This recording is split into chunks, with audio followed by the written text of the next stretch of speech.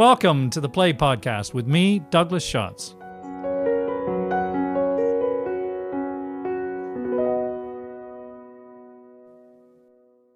Hello, and welcome to episode 50 of the Play Podcast, where we explore the greatest new and classic plays. I'm Douglas Schatz, founder and host of the Play Podcast. Before the curtain rises on our episode today, I'd be grateful if you would consider becoming a patron of the podcast. Your support will help me to continue to make the podcast without the intrusion of advertising. Patrons also enjoy additional content about the plays we cover. For more information, please visit patreon.com/theplaypodcast. Thank you. A curtain with a faded cross of St. George hangs across the proscenium arch of the theatre. A drum starts to beat. Accordions strike up. Pipes. A 15-year-old girl dressed as a fairy appears on the apron of the stage. She curtsies and on her own begins to sing the English hymn, Jersualem. Before she can finish the second verse, thumping music drowns her out and she flees. The curtain rises to reveal a clearing in a moonlit wood. At the back of the clearing stands an old 40-foot mobile home. The thumping music continues. Figures are dancing wildly and shouting. Then blackout. The music continues until it is replaced by birdsong, and morning light bathes the scene of last night's party. This is the striking opening of Jez Butterworth's play, Jersualem, which was greeted by extraordinary acclaim when it premiered at the Royal Court Theatre in 2009. The rapturous response to that production was directed at both the play and the astounding performance by Mark Rylance in the lead role of Rooster Byron. Jersualem became a landmark theatrical event, acquiring a kind of mythical status as one of those once-in-a-lifetime moments in live theatre for those who were lucky enough to have been there. As it turns out, it was happily not a singular moment, because the show has been revived this year in London's West End with almost entirely the same cast, including Rylance, and directed once again by Ian Rabey. It is appropriate, I think, that we mark the 50th episode of our podcast with a play that is undoubtedly one of the high watermarks of our time. The revival provides us another chance not only to revisit or discover this sensational theatrical experience, but also to explore the enduring qualities of the play itself. What is it about this text that weaves such magic upon us? To answer this question and many more about Jersualem, I'm joined today by someone who has been fortunate enough to have seen both incarnations of the play and who has also studied the work of Jez Butterworth in great depth. He is David Ian Rabey, who is Emeritus Professor of Theatre and Theatre Practice at Aberystwith University, where he taught for 35 years, and is the author of The Theatre and Films of Jez Butterworth, published by Bloomsbury in 2015. Welcome, David. Thank you for joining me. Thank you, Douglas. Thank you for inviting me. So my first question has to be, what do you remember of that first production of Jersualem at the Royal Court? What was it at the time you met this play that struck you as something special? I think the sheer variety of features and effects and the surprising quality of it, just the extract that you read out for us there, gives a sense of how many surprising reversals, textures, rhythms are being unleashed from the outset in ways that we can't entirely predict where it's going to go. They're all delightful locally, they're all vibrant, they're startling, but we don't quite know what we're in for. And that's a common effect to many of Jez Butterworth's plays, I think. He opens his plays with a series of tantalizing directions which challenge the imaginations of the directors and scenographers to come up with a rather delightfully confusing overture, which sets in motion various motifs which will be picked up, reprised, changed, altered as the production develops. We're engaged, but we can't entirely tell where this is going to take us. Yeah, it's interesting you say that because I've been pondering since seeing the recent production. The scale of the response to it was extraordinary, of course. The acclaim has been extraordinary. And obviously part of that, as I mentioned, is about the performance of Rylance in the lead role, Rooster Byron, which is amazing. Yes. It's just an extraordinary piece of acting, and it's an extraordinary character, and we'll talk more about the character as well. But the thing that struck me as well, thinking about it now, David, is it's somewhat elusive. What is the magic of this play? Why does it feel so elusive? Mm-hmm. And it's to do, as you say, with something to do with this variety. I mean, there's something maybe that we'll discover during this conversation is, what is it about this play that captures us so? It's grounded in very definite details. However, it involves a certain contribution from the audience to complement and complete it too on their own terms. And I think that is part of its appeal. It's very Shakespearean in that respect. What it does give a very definite set of prescriptions as to the sort of actions and details which the audience should be able to see and hear on stage. But it doesn't specify what the response to those might be. And it does ultimately suggest that the audience might awake their faith. Yes. And there's also, I guess, as we'll come to, there are, references to rather mystical things, aren't there? Yes, indeed. And literary references which resonate, which cause resonance. Indeed. Which contribute to this overall sense, I think, of mystery. Yes. For listeners who have not been lucky enough to come across the play so far, I wonder if we could give them a very brief summary, David, of what actually happens in it, a bit of introduction to characters, etc. And a word of warning at this point, listeners, this summary may contain spoilers. So if you don't want to know, you can either fast forward or come back to listen to us after you've been to see the show or read the play, or else just plow on with us. So, David, let's have a go at what actually happens in this play. Certainly. Well, immediately responding to your point about the Shakespearean and literary references, this is a play that takes place all in one day.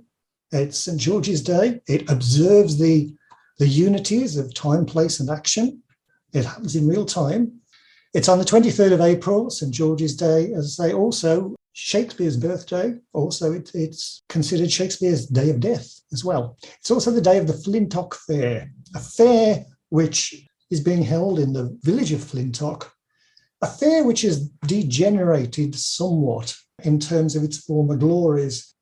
Johnny Rooster Byron, the protagonist, has formerly been hailed as a highlight of the fair by his disciple, Ginger, who is maybe the oldest member of Johnny's entourage who can remember back. When Johnny was the fair, he was a motorcycle daredevil who performed heroic and astounding feats on the motorbike.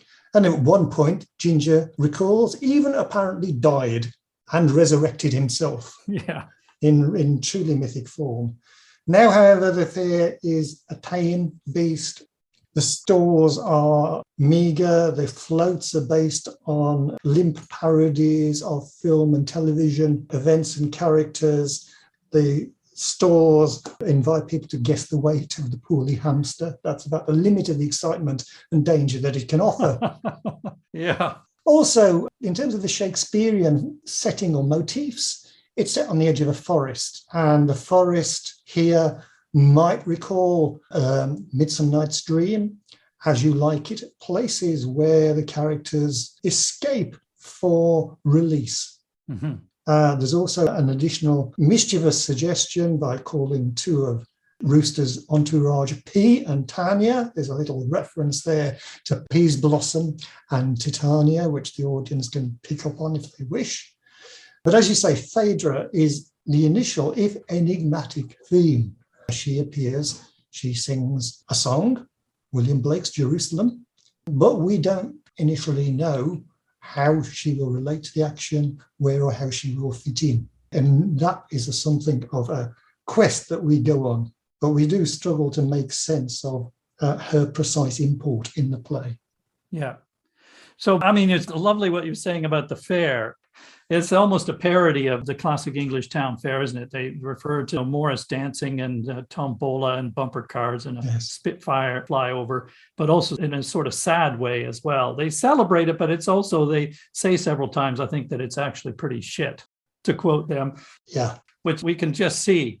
But as you said, the structure and setting, so it's all contained entirely in the clearing in front of Johnny Rooster Byron's caravan in the woods, and all in that one day, St. George's Day. What did you think is significant about the fact that he set it on St. George's Day? Is there a specific significance to the reference to St. George? That's interesting because St. George is a strange choice, in a way, of a patron saint of England. St. George was tortured and decapitated as a Christian martyr, but there's some speculation that he was possibly a Roman officer of Greek descent who slew a dragon in Libya. St. George is also venerated as a prophet by Islam. So this shows the eccentric choice of St. George as a representative of Englishness.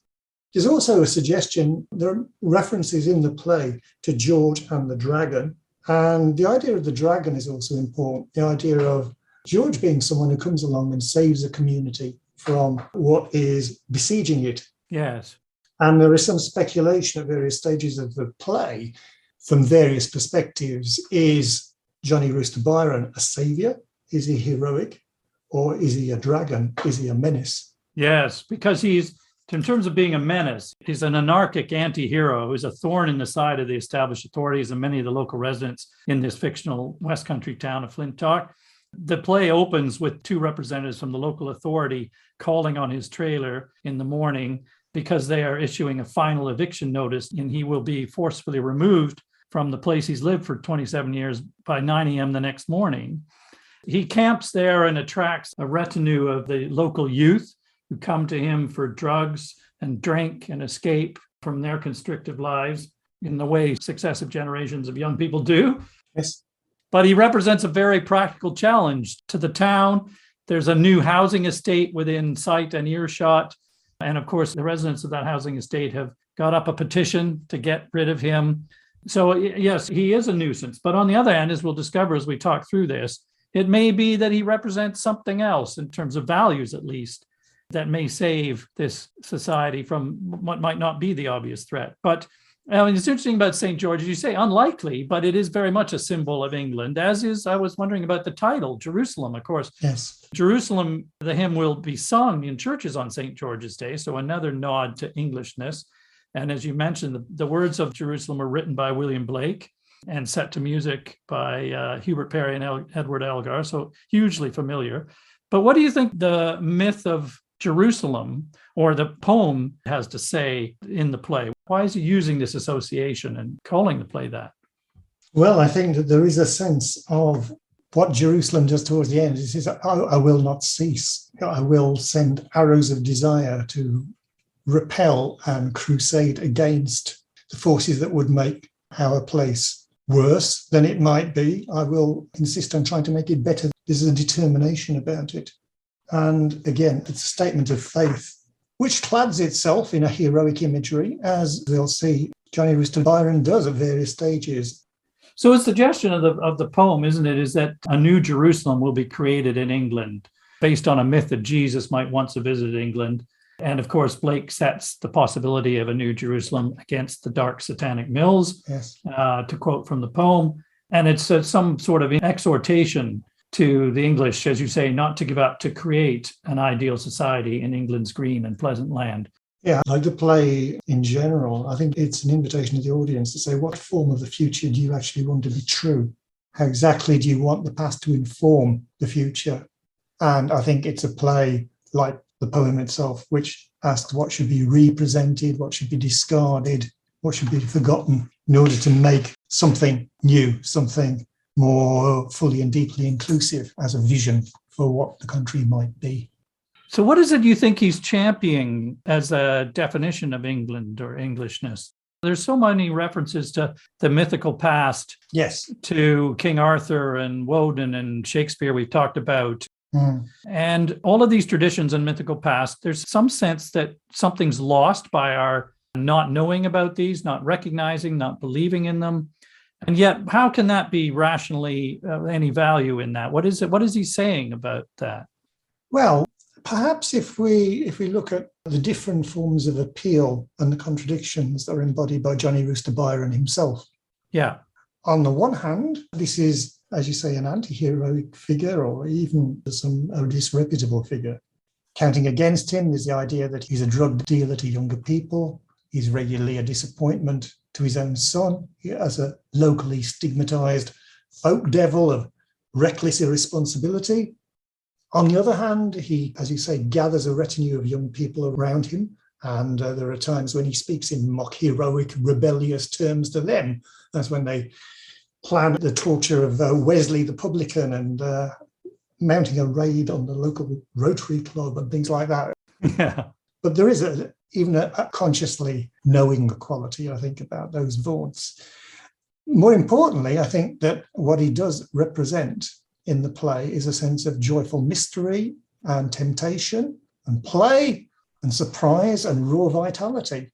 There's danger, release, ecstasy in various forms, and a suggestion that all these things are actually preferable than the notional security and predictability and order which the forces of law are offering and depending on invoking.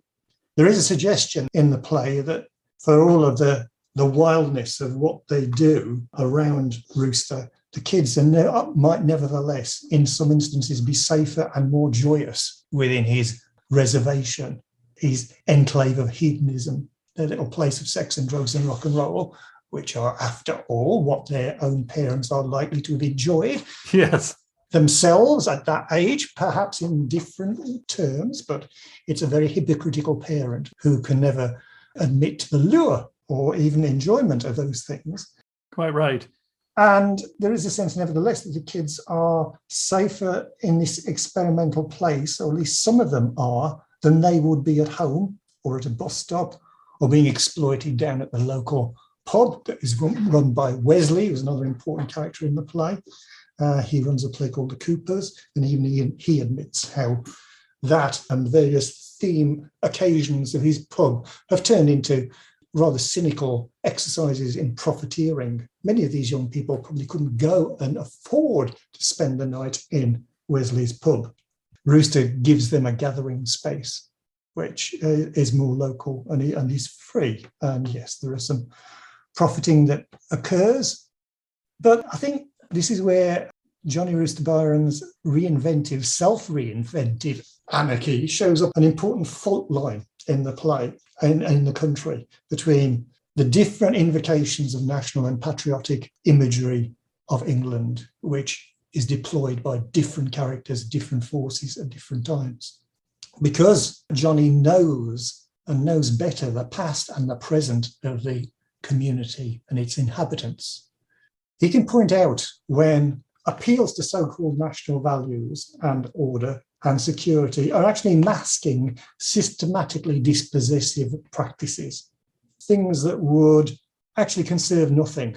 They would only enclose, they would only tame, they would only slash and burn in the name of some short-term profit.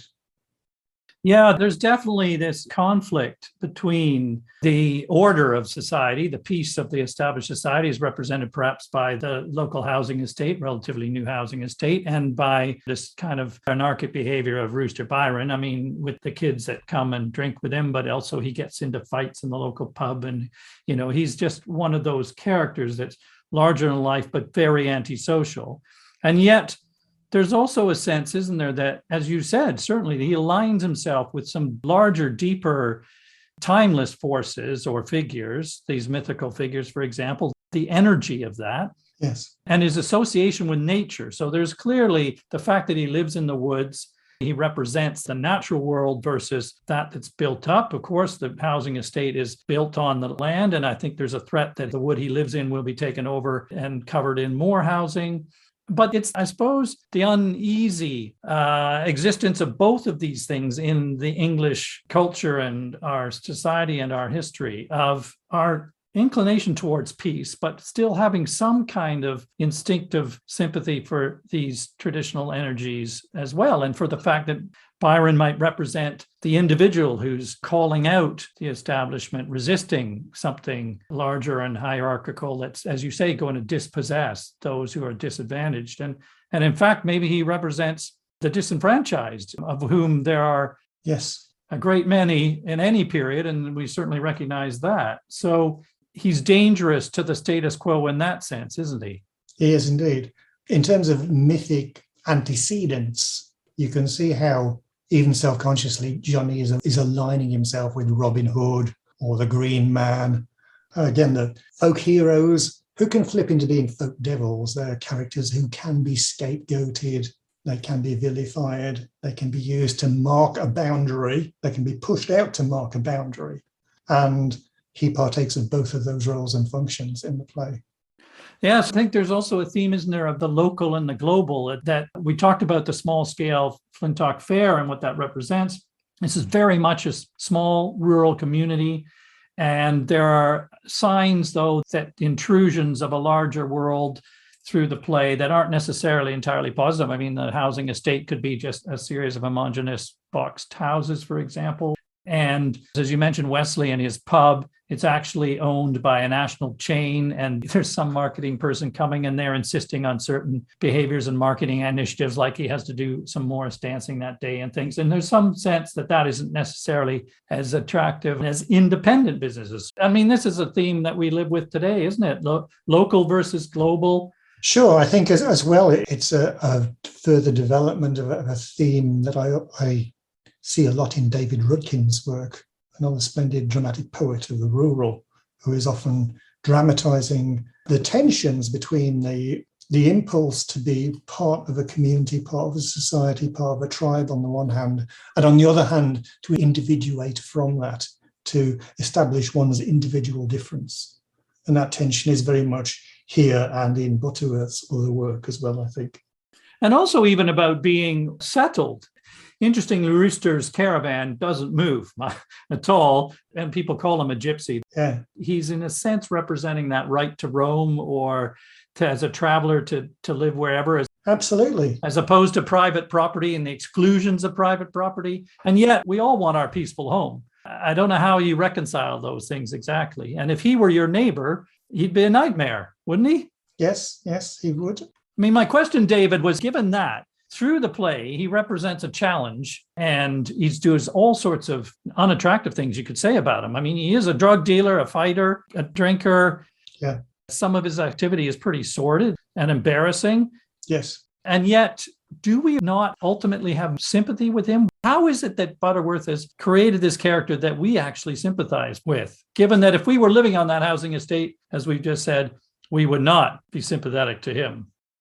He seems to manage to be a representative and a spokesman and an embodiment of the uncanny senses of wonder and terror and love and joy.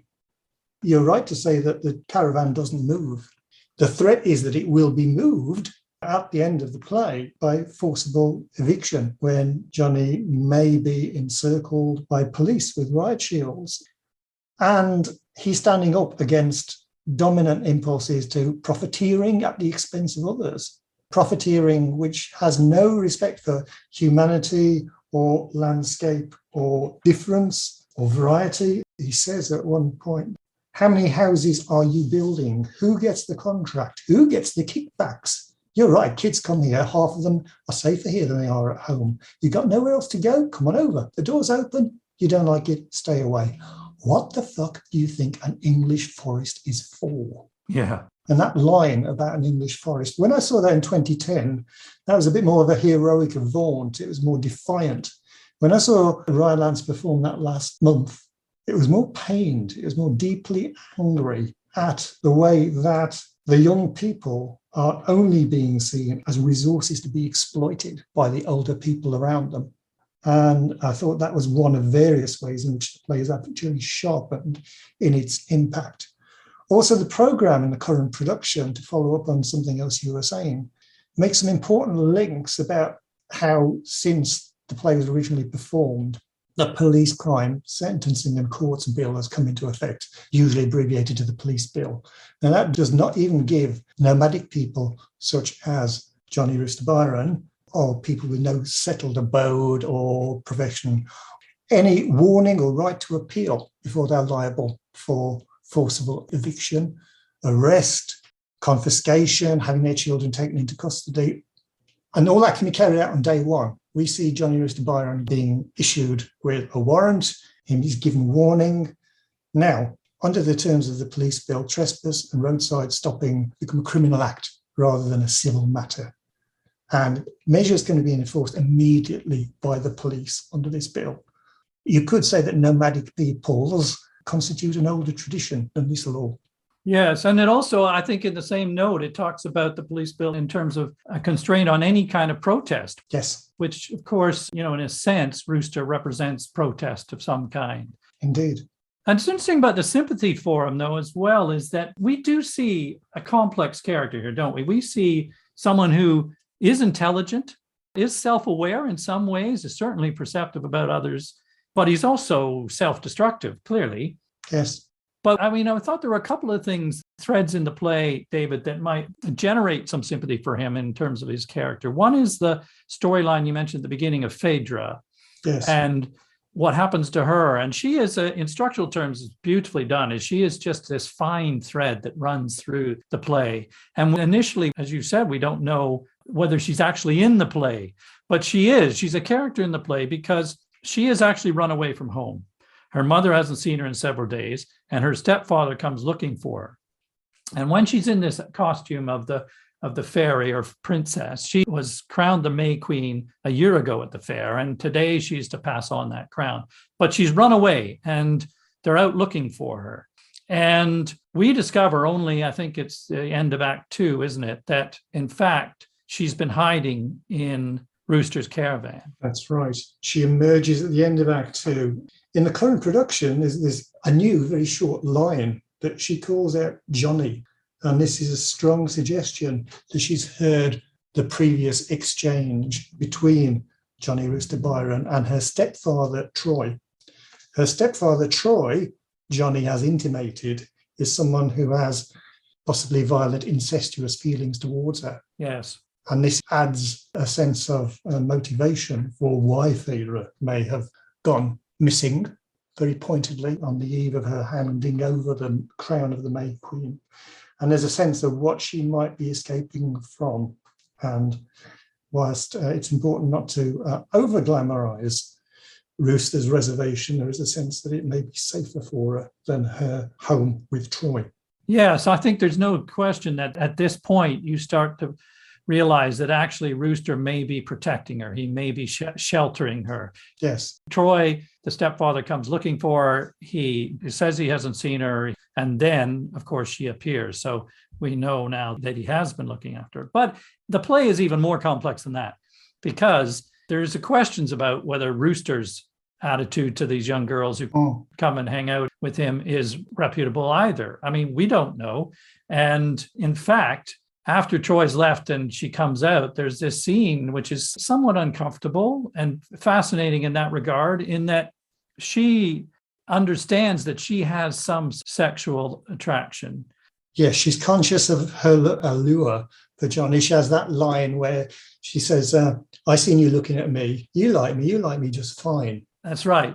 And he's silent on that point. Yes. And then she asks him to dance, and they Yes. start dancing. And there's definitely a sense of tension that he would have some sort of response to that. But he has to overcome it, and we assume he'll overcome it. We want him to overcome it, but of course it's uncertain.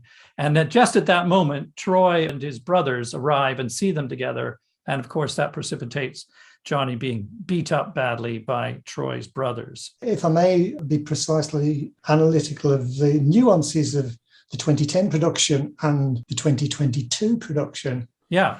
that I saw, Amy Fionn Edwards played Phaedra in the earlier production, and she was playing a 15-year-old girl. She seemed a lot more challenging. Older. And willful, yes. Now, the Phaedra who is in the current production, Eleanor Worthington Cox, plays Phaedra here as a younger, more nervous character who's even a bit more deferential to the audience on her first appearance, who seemed to me much closer to the age of 15. Yes. And in this production, Phaedra is a less knowing or stern or sexually provocative characterization, I thought, to when there was more of a proximity in ages between Johnny Rooster Byron and Phaedra. I'll just explain that, because one of the interesting things about the new production is I think that Mark Rylance, Mackenzie Crook, Alan David, who plays the professor, and the actor who plays Troy, are reprising their roles. And what they've done, they're playing the characters as 10 to 15 years older. even as they are 10 to 15 years older. Exactly. Which makes the gap between him and Phaedra all the more telling. It does. And I think you're right that she appears as someone whose sexuality is very nascent. It's just she's on the threshold of womanhood. Yes. And doesn't really understand that power, but she recognizes something, yes. which is even more dangerous, possibly. So, yes, it seemed to me that in the more recent production, Johnny was more reluctant to enter into the dance with her. She trembled, and then he picked her up in an intense embrace, but what was, to me at least, a more protective embrace than the previous suggestion of sexual tension and provocation. I agree. Also, significantly, she flees at the sight of Troy. It's not a moment between the two of them that is broken so much as she looks over Johnny's shoulder, glimpses Troy coming out of the undergrowth, and runs away in fear from him. Yes, that's right. That's a good point.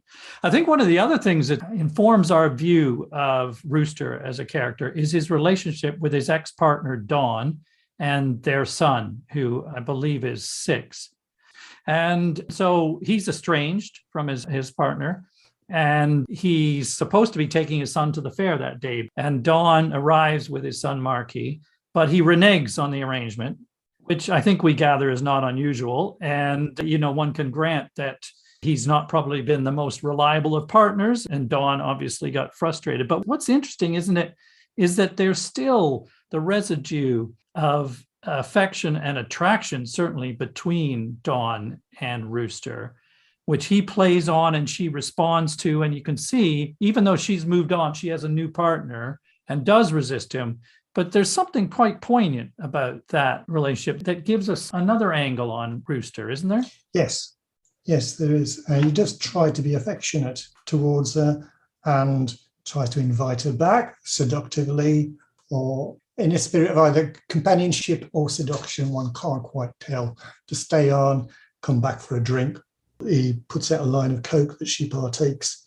He can also still be startling to her when he tells her to look in his eyes, and the apparently throwaway or self-mythologizing vaunt which we heard when he was talking about when all the Byron boys are born, they come complete with teeth, a black cloak, a dagger, and an intense darkness held within their eyes that anyone who sees it will never be able to forget. And he seems to be able to tap some of that power and that startling charisma when he tells her to look in his eyes.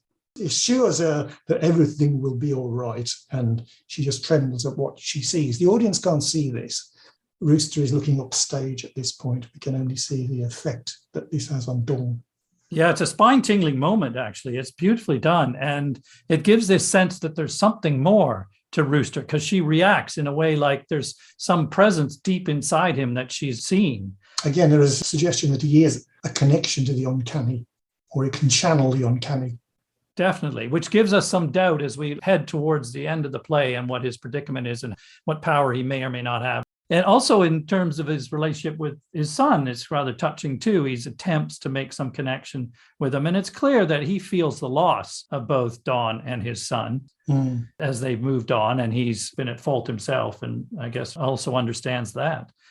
You mentioned the story of his birth. Yes. In the program for the current production of the play, Butterworth himself cites a list of encounters that he'd had over the years with people whose stories are the germs for a number of the characters and events in the play. However, it is unclear whether he may, in fact, be making up all of those supposed sources as well. Who knows? But one of the utter joys of this play has to be found in Rooster's storytelling. Yes. It starts from the very beginning when Ginger turns up in the morning after the party and wasn't invited to the party. And Rooster comes up with this story that all 5 of the girls allowed had visited him the night before. And then at various stages, he tells stories to his assembled gang, or to Dawn as well, of being kidnapped for a week by 4 Nigerian traffic wardens. And of course, as you said earlier about his birth, he tells a story of his birth where he was immaculately conceived through the agency of a speeding bullet. You'll have to see or read the play to understand that one. But I wondered what you think the effect and meaning of Rooster's storytelling is. Again, I think there's a sense of faith, vitality, surprise, the sense of the fantastic, literally. I mean, if everything is predictable, it's a recipe for depression. if everything was already foreknown. And this sense that, well, what are the features, the grappling hooks and footholds by which we're trying to live our lives? Are they always supposed to be predictable? If they are, it's a sheer banal repetition. The sense that things can be transformative and things can be transformed is, I think, the appeal of Byron and his storytelling. Those transformations could be literally fantastic if you wanted them to be. Yes, and I think the peak of that, isn't it, is the story he tells of meeting the giant who built Stonehenge. Yes. It's one of the greatest moments in the theater I think I've ever seen, and in dramatic literature, frankly. It is a fairy tale. It describes the giant striding across the land of Cornwall and Devon and Wiltshire, and also that wonderful magical detail of the golden drum hanging from the giant's right ear that he plucks off and hands to Rooster and says, if you ever get in any bother or need a hand, just bang this drum and us, the giants, will hear it and will come. And what's wonderful, of course, is that they're all sitting around listening to this story. And Ginger, in his wonderful, cynical way, who's the voice of rationality, keeps challenging him on details like, how is it nobody else saw this giant striding across the land? Why wasn't it on the news? But when he talks about the drum that he's been given and that drum can be used to call the giants, and he invites them to beat the drum, of course, none of them will. So in some way, it's about the power that storytelling has to affect what people believe in and what they do. It's like he's weaving these spells with his stories, isn't he? Of course. And it's a form of faith. I mean, stories underpin all forms of faith. Yes. If you just think of the stories of any world religion, it's about the power of that storytelling. And he's like a shaman, isn't he? Well, you said earlier, I think he's isolated himself from his community, and there's some way that he might represent some way to cure his community. By distancing himself, he can better understand it and be able to see what needs doing, to teach us larger truths that we can't see and need to learn. Absolutely. That figure who's got to be out on the boundary and be the one who lives on the boundary in order to bring back to the community some knowledge of what exists at the boundary or just beyond the boundary. Yeah. And also, of course, the irony is about the stories is that he says before he launches into that, I think it's the very one about the giant, he says, you don't want to believe everything you hear. No. And as you say, Ginger is trying to be the voice of skepticism at that particular juncture in the play. He's fiercely loyal at others and has heroized and mythologized Johnny earlier when, for example, he's talked about his apparent resurrection. But at that point, Ginger's being a little challenging and trying to individuate himself a little bit from the more adoring or less critical members of the retinue and trying to win a little authority. He said, well, where is this drum then that the giant gave you? And Johnny said, well, you're sitting on it. Yes. Which alarms Ginger. Then, as you say, even he is tentative about beating the drum. He lands a sort of slap on it. Yes, without conviction. But then in response to that, that's the point when Marquis arrives, this mysterious figure of a boy, as if summoned. And again, there's a further Shakespearean reference here that you could see Marquis as a sort of changeling boy, like the object of contention between Oberon and Titania. Also, a detail which I liked about the new production as well is that Marquis and Dawn are also characters that are portrayed by actors of the global majority. There's an ethnic mix in the casting of this production, which was not always apparent in earlier versions. And we've also got Davy and P. and Parsons are characters who are non-Caucasian or mixed race. So that is, again, another importantly inclusive part of the vision of the play that's being advanced in this production. I think it also maybe underlines some of the challenge to the homogeneity of traditional established view of Britain. Absolutely. And I think about the storytelling. I was also thinking that when he says you don't want to believe everything you hear, it's partly talking about himself because his reputation is based on stories of what he's done, and they may or may not be entirely accurate. So Yes. it's something about, how we judge by what we hear on the grapevine or whatever when stories are told.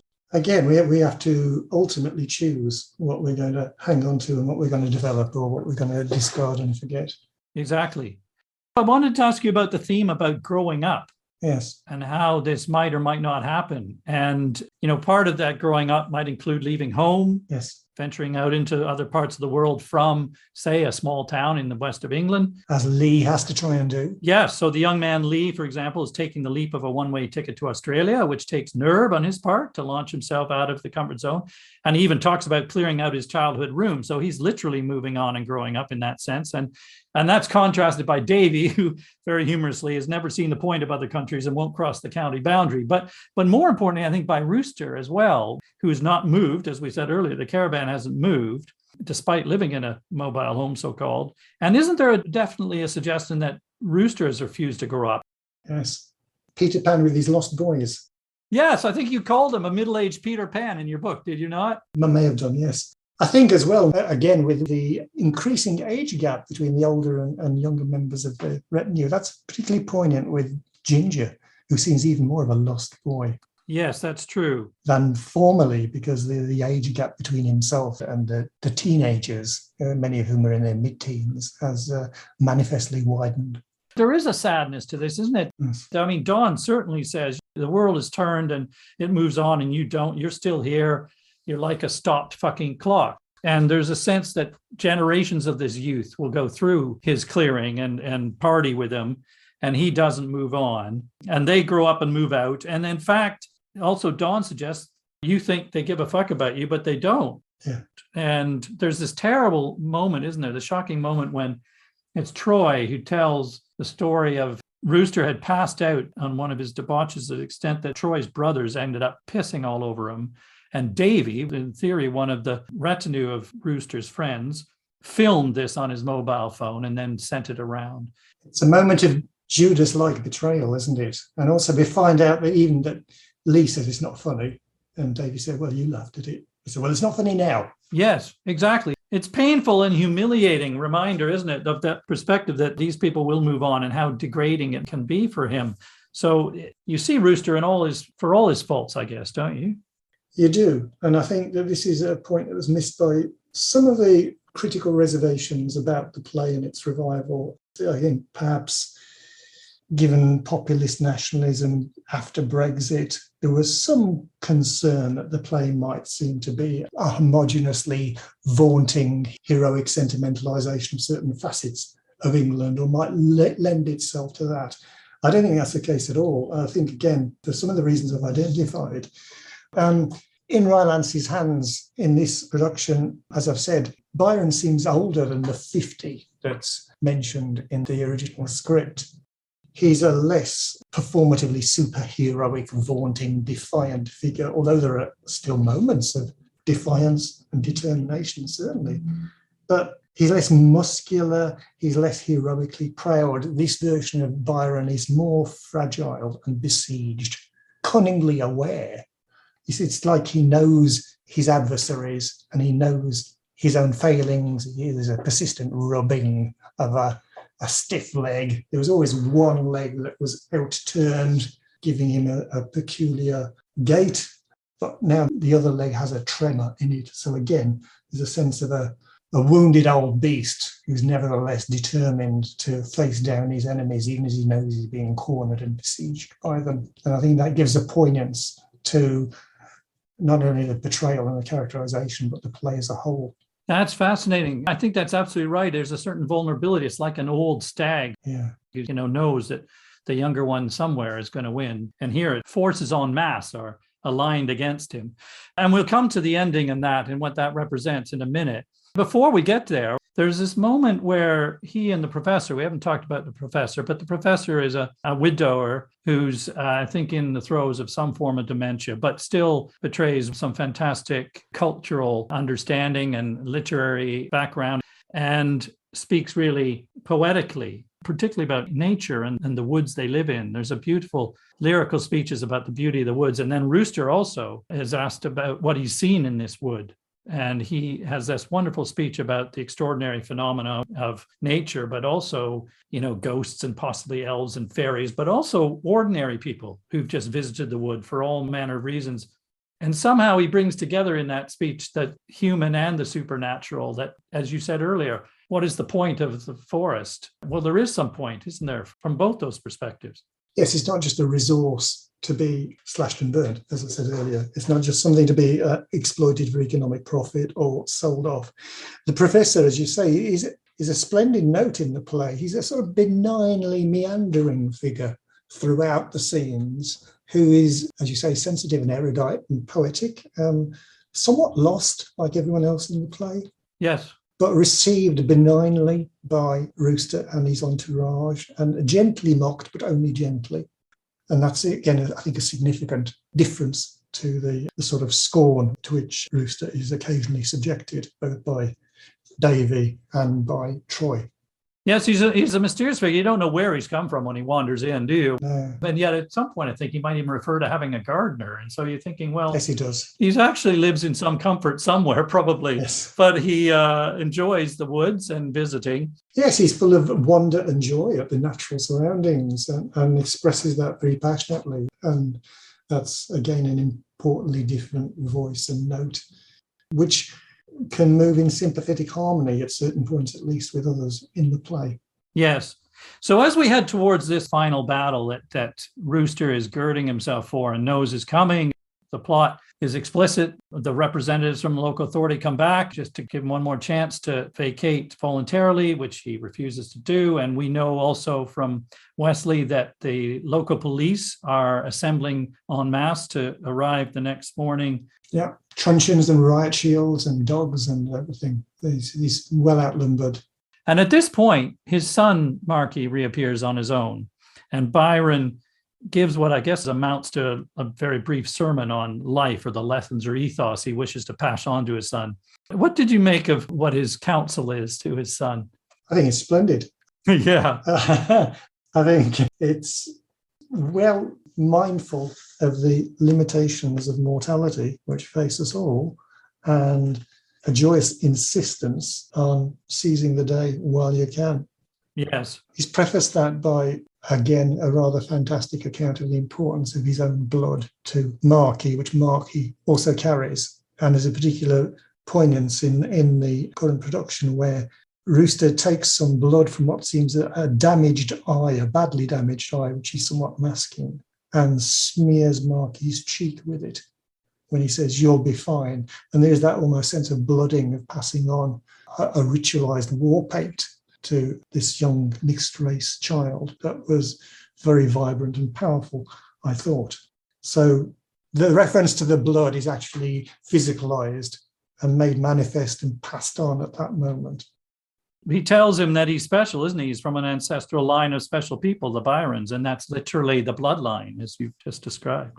Yeah, and it's a sort of paean to not being normal. School is a lie. Prisons are wasted of time. Girls are wondrous. Grab your fill. No man was ever lain in his barrow wishing he'd loved one less woman. Don't listen to no one and nothing but what your own heart bids. Lie, cheat, steal, fight to the death. Don't give up. Show me your teeth. You'll be fine. Yes, that's brilliant, isn't it? So it's a call to arms in a sense. And then, of course, he literally calls on his ancestors to join him in the fight, as well as the ancient spirits and finally the giants as he bangs the drum. And all of this is rousing but fantastical. And the threat we know is real. Yes. A phalanx of police will be arriving and he'll surely be defeated. So what do we make of his prospects and his bravura at this point? The bravura is very well modulated. In the current production, the litany of the names of his ancestors starts off as a whisper, as a summoning, which leaves Ryland somewhere to go as he contorts his body and builds that up to a climax. And when he starts to invoke the various pagan forces and old gods of the landscape and invoke the landscape itself. It is, I think, again, coming back to that sense of the audience, asking them, well, what do you want to be true?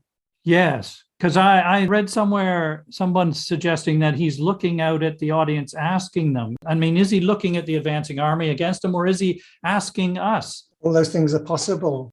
Are we to join him in some way? And again, it's for the audience to decide. There are various points where Rooster looks out towards the audience when he's talking about the eyes that he's seen looking back at him from the forest, when he's talking about the ghosts and evoking them, when he's appealing to the supernatural forces. And again, that's very Shakespearean. It reminds me rather of Antony and Cleopatra, the last movement of that play, where there is a suggestion that Cleopatra may be casting the theatre audience as accomplices in the beautifully orchestrated pageant of her own death, which she is achieving, and enlisting them on her side to dispel and defy the Roman forces of order. And I think there's a touch of that going on here, that Johnny is inviting us and asking us, so what do you want to be true? What do you think an English forest is for? And the audience has to complete the response to that themselves imaginatively. I think that's part of the power of the play. It's fantastic. I mean, you get to a point where there's kind of, again, this irreconcilable feelings of, it seems he's doomed, and we sort of rationally know he's doomed, but we want to believe in his supernatural army and his powers.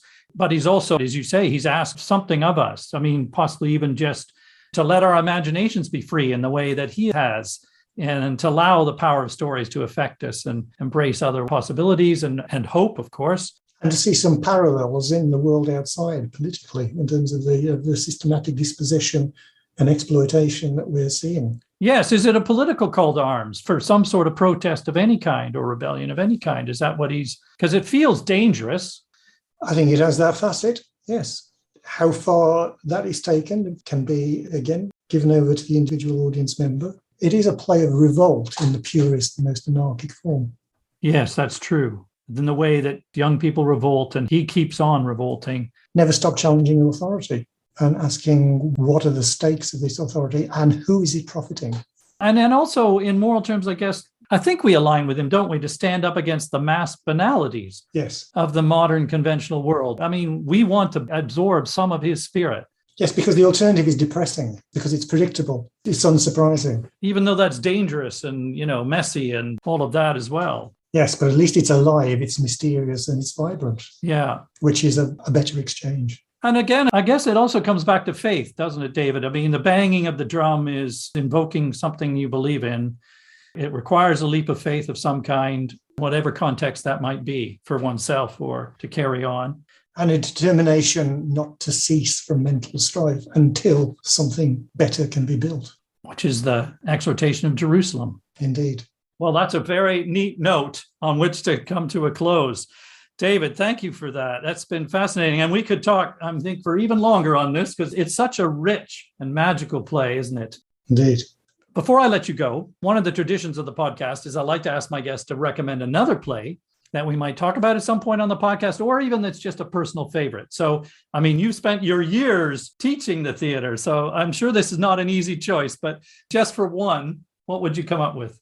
It's tricky. Jersualem was my favorite play of the 2010s. Okay. But I think for the purposes of this, I'm going to opt for my favorite play of the 20-teens, and that's going to be Pomona by Alistair McDowell, which is another play which I think is marvelous and fantastic and uncanny in an urban setting rather than a rural one. But again, very much about a borderland, an edgeland, and the appeal and menace of that. And I also mention it because it's a play that's, I think, been one of, if not the most widely performed new British plays abroad in translation since Sarah Kane's Blasted. No kidding. Wow. It's a challenging, extraordinary, surreal piece, isn't it? It's very dark. It's also very darkly funny, which is important to remember as well, with a pitch black humour, which you also find in Jersualem. Yes, Jersualem, we haven't said, but throughout it's very, very funny. Well, thank you again, David, for taking the time. It's a pleasure to meet you. Pleasure. Thank you. As the curtain falls on Byron's bravura call to arms, what do we make of his final stand, and of the figures and powers hidden in the landscapes and past of England that he is invoking? Perhaps to be moved to believe that there are more things in heaven and earth than are dreamt of in our philosophy, that despite the odds stacked against him, we are roused to back the indomitable spirit of this individual who stands up against the tide of homogeneity in the world, who grabs life with both hands. But we also know and fear that anarchy is messy and uncomfortable. We know that everyone abiding by some rules of social restraint is essential. The play vividly expresses the paradox between our individual yearnings and energies and the collective constraints that confine them. And we also know that human beings are not simple and shouldn't be superficially judged by only what we see. that live and let live would be a more generous way to survive, if more challenging. Finally, Johnny Rooster Byron may be asking us, what is it that we believe in? Who are our giants and gods? Thanks for listening. See you next time.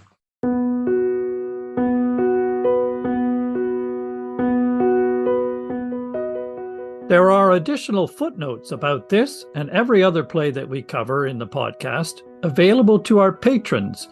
Patrons also enjoy exclusive access to the Play Review, bonus episodes in which I review current productions that I see in my regular theater going. To become a patron, visit patreon.com/theplaypodcast and follow us on Twitter and Facebook at The Play Pod and on Instagram at The Play Podcast. Thank you again for listening and for your support. See you next time.